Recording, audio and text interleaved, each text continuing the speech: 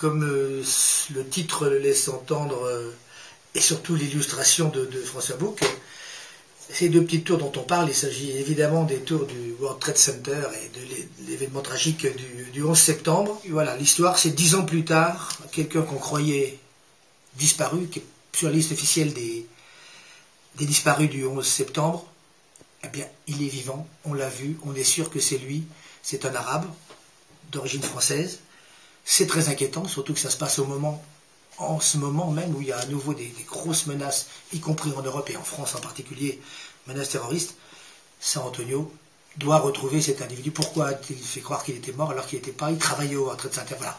Donc c'est ça le thème, et c'est un vrai roman policier qui nous permet de revenir sur ces événements tragiques, et puis d'une manière à la San Antonio, c'est-à-dire avec quand même de la rigolade, de la gaudriole, et sans se prendre totalement au sérieux, mais quand même en parlant bien des États-Unis, de New York en particulier.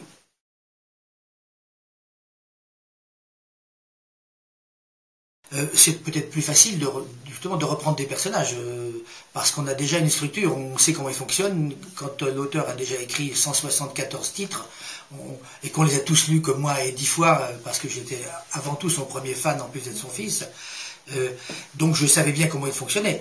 Ce qui est plus compliqué, c'est effectivement de rentrer dans la peau du narrateur. Parce que le narrateur, c'était mon père, aujourd'hui c'est moi.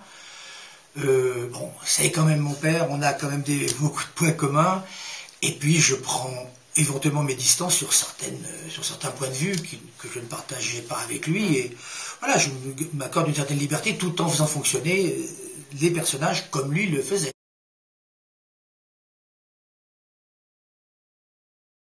Alors, de deux manières. D'abord, en ce qui concernait tout ce qui était para San Antonio, c'est-à-dire les adaptations de films, ou des adaptations pour la radio, ou le théâtre, j'ai collaboré avec lui. Quand il s'agissait de San Antonio, c'était un auteur qui écrivait tout seul.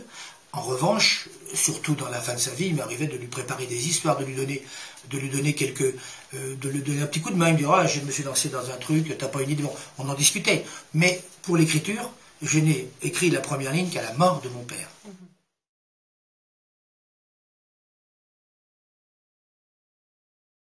J'ai comme tout le monde le problème de la page blanche tous les matins. Même mon père, qui était réputé pisser de la copie tant qu'il en voulait, il disait mais il disait très bien, il disait quand on arrive devant lui c'était une machine à écrire, c'est un ordinateur, mais devant cette machine à écrire, il dit c'est comme un cheval qui a jamais été monté, et il faut le dompter avant de. Et c'est vrai qu'il y a un moment, on a toujours l'impression, sauf quelques écrivains à mon avis prétentieux et souvent pas bons, même quand on a fini un livre, quand on aura commencé un autre, ou même quand on commence une journée, on a l'impression qu'on ne saura jamais écrire. Comme si on descendait d'un vélo et qu'on dit je ne saurais plus comment on remonte dessus. C'est exactement pareil. Et puis évidemment on remonte dessus et puis on tourne les pédales et ça avance. Eh bien, écoutez, merci Patrice Dard pour cette interview, et puis longue vie à San Antonio alors, parce que j'imagine qu'il y a encore beaucoup de numéros qui vont arriver. Merci de l'accueil chez 2 Citres et notamment à Annecy. À très bientôt, au revoir. Merci.